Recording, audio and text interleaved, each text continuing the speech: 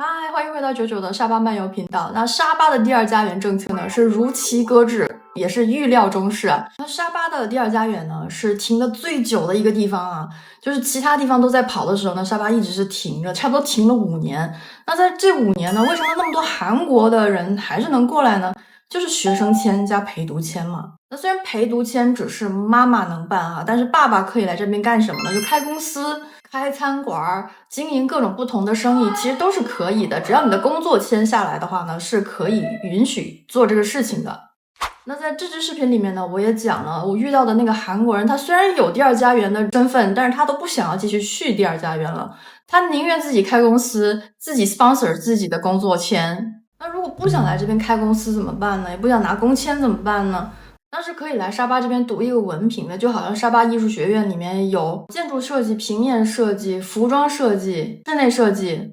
那这些设计课程的总费用3年的总费用也大概才1万美金，大概不到5万马币吧。那我看了一下它这些出国的程序呢，也不是很难，就只要是办理出国公证书啊、高中、中专、职业同等学历的毕业证书公证，再加上一个 MUIT 的成绩 ，MUIT 就是马来西亚的英文入学考试，有一点像大马版的雅思，但它比雅思要容易很多。那再加上学生本身的一些身份证明，那这些所有的资料呢，我全部都摆在下面的链接了。那最主要就是说，你有了这些资料之后呢，你要发给沙巴艺术学院，或者你要想去的这种各个大专院校啊。那资料审核完毕之后呢，就会发一个录取通知书。那过来马来西亚之后呢，你就可以正常的去办一个学生签。但是这个学生签有没有年龄限制呢？据说是没有的，只要是教育部他批准这个学生签的话，他就能过来读书。第二家园呢，光是中介费至少都要1万5起。不知道具体是多少钱，但至少是1万5起吧。那你掐指一算这个费用，其实那就读书可能还更划算一些。我至少还拿了一个 degree， 出来说不定还有一份工作啊，就又可以办那个工签了。所以呢，在地的沙巴人其实都知道啊，就是我们什么事情呢，不要靠政府，我们要自己想办法。还有什么方法能够来沙巴？可能这个方法比原本的第二家园政策更好呢。其实还有一样呢是挺 popular， 就很多人来沙巴做什么呢？做学历提升，就本身是中专转大专，大专转大本，大本转研究生，研究生转博士。每年呢都好几百个这样子的案例过来啊。可以转的学校呢，包括有沙巴大学、沙劳越大学啊、沙劳越科技大学，这些都可以帮忙去做这个咨询的。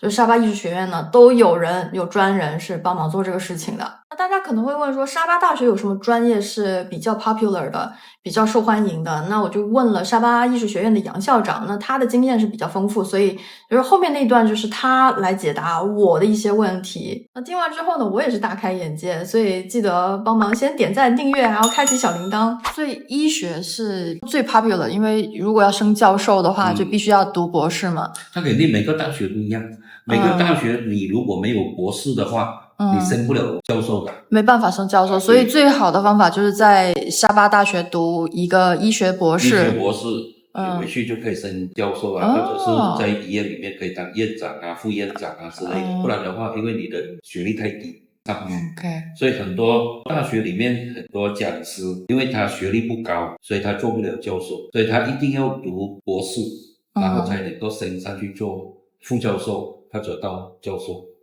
没有 PhD 你上不了，如果你只是硕士的话就上不了，因为你学历不高。医学的硕士也是很 popular， 然后硕博连读呢，有没有这样子？公立大学硕博连读，你必须要硕士读完以后才读博士，就是没有说是减什么课时。因为你在申请博士的时候，你要提交你硕士的证书成绩单。但是你还没有毕业，你怎么提供？你因为那个电脑系统是死板，没有文件提交，他就reject给你，所以你没有办法说你在读硕士的时候同时在读博士。在公立大学很多是不行，必须还要你硕士毕业完以后再申请读博士。那他们为什么不在中国去读这个医学院呢？中国因为名额有限名额有限，因为他每一年报的学生很多，但是他真正录取的学生也很少，他不够的话，你排到你去读的时候，你可能已经老了，不用再读了，太多，读的人很多，但是录取的学生很少。，OK，所以他这个名额有限，所以他没办法，他一定要到国外去留学啊。因为你看呢，很多这种要升教授啊，大学里面毕业里面要升上去做院长，他有年龄限制的。如果你超过45岁，可能你机会就很低了。所以你一定要在45岁以前，你要读完你的博士，然后你赶这个时间。不然你到了一个年龄没机会了。那如果比如说是要读医学硕士的时间跟医学博士的时间大概是多久呢？我们在马来西亚的硕士是2年，博士是3年。硕士加博士就是等于说要5年。5年，但是你要很顺利了。你2年硕士你要很顺利毕业。但是有一些学生他可能就是在工作上忙，功课可能比较慢。他不能够如期的2年毕业，可能会到3年毕业。所以这个也是要注意一下。对，所以都是全部用英文来教学的，全英文，没有任何中文。中文的话也要看的，因为有的老师他可能是华裔，会说一些普通话的，他可能就稍微解释一下，可以跟你解释啊，沟通。但是他到答辩的时候还是用英文。写论文还是用英文。那比如说在国内的这些学生，他是想要来读硕士加博士，但是他的语言不行的话，就先在这边考一个 MUIT。他一定要语言一定要过关。那语言大概也是1个月到2个月这样就搞定。语言是看他基础，如果基础好的话，可能就1-2个月可能进行一下，然后再考的话就只要考过了就可以进去。如果他语言基础比较弱的话，可能要3个月、6个月，甚至1年都不一定。对。那除了医学之外，还有什么？其实，在沙巴大学，它除了医学院比较细，其他专业其实也是相当不错的。比如讲在海洋方面，海洋研究，对海洋系或者森林农业，其实都不错的。因为像沙巴大学，我看那个龙虎班呐，都是沙巴大学研发的嘛。对。其他地方还没有这样子的资源可以给他去。是热带雨林，沙巴大学有自己的码头啊。沙巴大学是综合型的大学，什么机械设计都有。OK， 但最出名就是来这边读医。现在最多学生的应该是除了工商管理之外，现在蛮多的是医学的。其实都有了，课程都有。对，但是对都有医学类，它现在除了口腔之外，其他都有。那如果包括医美医美都有吗？有，我们现在有好多个读医美的。那医美的话，他要在哪里上班？在医院吗？医院的还有外面的都有。那比如说我想要做医美的话，我要去哪里啊？沙巴做医美的对，沙巴做医美的可能不多。对啊，我就觉得他有这个课，但是他外面没有给他相对应的 business。医院里面有，医院里面有。KPJ 就有了。KPJ 就有啊，就是做医美。对，有。这样的KPJ 里面有。下次去问一下有什么医美项目。马来西亚可能是管得比较严的所以这种医美还是医生。因为有一些做医美的可能不是医生。对。所以这些就可能资格上的问题了。对，听说啦，就是好像一个 apartment 里面就有那种打针啊。对啊，很多都是这样的。但是原来这边是有医美系的。有医美。现在国内来的读医美的也很多有包括个。搞到我都想去读一下。我想知道他们到底在哪里做，因为本身就有需求。有需求的，其实很大需求。那有没有比如说这边读医学的大学本科呢？也有，本科也是有，也是沙巴大学。有沙巴大学护理也是有。nursing 护理。nursing，就是这边护理沙巴大学有大专的 diploma 也是有，然后本科、硕士跟博士都有。还有没有其他的比较特殊的专业？我们艺术类也是很好的，但是只是老师不大够。但老师不大够，所以现在如果要来沙巴艺术学院上学的话，就是1年大约，我记得好像是$10,000左右，就5万马币这样子。大学就是比如说设计类的。你是说硕士吗？所以就是大专。大专比较便宜。大专比较便宜。对。为什么要上课呢？因为老师会跟他讲解，系统化。你的企业应该怎么的？整个 MBA 它就是一个企业的一个规划什么啦，对不对？人际关系什么啦，营销它就会有一套东西来讲。其实他一讲他就懂，一讲他就懂。对。就是需要有人。老师发问他什么都会，他是做过的，但是他不知道怎么弄，他会不知道怎么弄，没有系统化，知道吗？不懂管理。那当他读了以后，他虽然不是自己做功课，但是他听懂了以后他就知道了因为他有经验了，对不对？因为他不是去跟别人打工，他是自己用嘛。对，他去听课咯。那他那个课是中文呢？中文，我们做翻译。我老外来跟他们讲课，我们带翻译去咯。带翻译就是帮老师做翻译，老师讲一句，他翻一句。对，一段一段。哇，那一段时间2000几年那个时候整个中国都风靡着 EMBA。对呀，就那一段时间嘛，我们就现在还有吗？没有了，现在很少了。有，现在是清华北大自己在做，所有的大学都在做，而且现在做的 EMBA 班全部是高级 MBA 了，全是老总来上课。以前读 EMBA 我们那个时候的收费几万块钱吧，最多是2-3万块。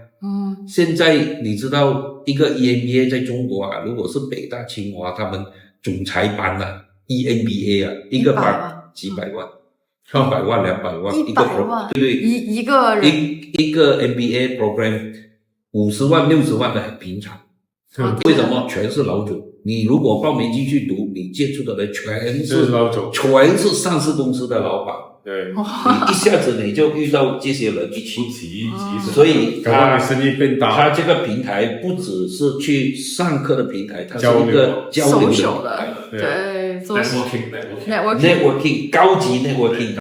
中国有一个长江商学院，有全是老总，以前就是那个什么马云那种8本的。后来他们自己开大学了嘛，很多大企业都是自己搞学校。这个学校你知道那个吉利公司，马来西亚宝腾那个公司在杭州那边，他自己也办大学。很多现在中国很多企业，因为他为什么？因为他的企业本身就是要很多人才，所以他就自己培养。你知道世界做玻璃最出名的那个曹导湾在福建盖了一个叫做福耀大学，福耀科技大学，专门研究玻璃的高科技它不只是玻璃，所有高科技，它叫福耀，你去查一下福耀科技大学。他现在把中国网红校长聘过来做他的校长。现在他说他这个福耀科技大学就相等于中国的清华。哇，王树国对，他现在当校长，所以办教育是很好的。那其实呢，我们一直都知道留学呢是来沙巴旅居的最好的方法，因为它这个比较稳定。就是韩国人用最多的签证就是学生签加陪读签，那比较麻烦的就是说爸爸是没有办法过来，那爸爸也可以在这边读一个比如说 design 的一个大专的文凭那何乐而不为呢？反正这边就是杨校长他之前也说过，他们学院出来的学生就是市场上面是抢着要的，通常在没有毕业的时候呢就已经被人家定下来了。所以你看来这边留学的话又拿到了一个 degree， 然后呢未来的工作还不用愁当然了，最好是能够把马来语也学会，这样子才有一些竞争力。那我们的夏令营现在还是有位置的，就是要自己买机票了。那我们也联系到了崇正中学的联系人，来一次呢是可以去考察建国中学跟崇正中学2所独中的。其实说到宜居呢，那我们就是在选择地方的时候也是有一些需求的。我记得 Ray Dalio 他在去年的一个采访的时候呢就说过有3点，这3点呢也是值得我们去借鉴的。第一点呢就是这个地方的财政收入是否大于支出。那这个决定了什么呢？就是决定了这边的人民的生活水平是不是在往上走。那如果是负的话，它的生活水平可能是往下走的。沙巴的财政盈余在去年是创了新高，那我相信今年还是会继续往上走的。那第二点呢，就是有没有内部的矛盾，比如说种族、性别、宗教的矛盾。那像沙巴呢，最出名的是什么呢？就是种族、宗教特别的融合。就是西马人都会羡慕东马人的，就是沙巴跟沙劳越的种族跟宗教是没有什么问题的，就大家都可以相处的非常的愉快。那第3点呢，就是地缘政治的风险。就像我们之前其实也有考虑过台湾，那后来没有去的其中一个很大的原因呢，也是因为真的不好说。那现在就看到很多台湾的小伙伴也开始往沙巴来发展了，就包括了像 Jesselton Residence， 台湾公司一口气买了26家。那最近呢，听说另外还有一栋公寓，也是台湾公司正在想说包圆它全部剩下的这些 apartment 来做退休旅居中心。骑兵集团呢，前2天宣布它将要继续再投资78亿，这个新的投资将会为沙巴带来5000多个就业机会啊。沙巴首长也是非常欢迎大企业在沙巴投资啊。那包括 YB 冯敬哲呢，也已经说了，其实他遇到了很多人是从西马跟新加坡回流沙巴就业的。因为我们最近也看到了很多的朋友都是从新加坡和西马那边回到沙巴。那它不单只是吸引了西马跟新加坡，就包括我们美国回来的，也是回流到了亚比啊。那还有就是澳洲，我们刚刚有从澳洲回流的朋友，其实今年呢，真是有很多海外的沙巴的游子呢选择回流沙巴。那其实我刚刚遇到有朋友呢，是她的老公是西马人，然后呢要回来沙巴这边生小孩，为什么呢？就是因为西马的身份呢，他要过来沙巴是非常困难的，你最多只能待90天，90天之后呢，要去申请一个工作准证。后来我才发现说，原来马来西亚也有户口的问题啊，就是比如说西马老公娶了个沙巴的太太，孩子都会选择在沙巴生。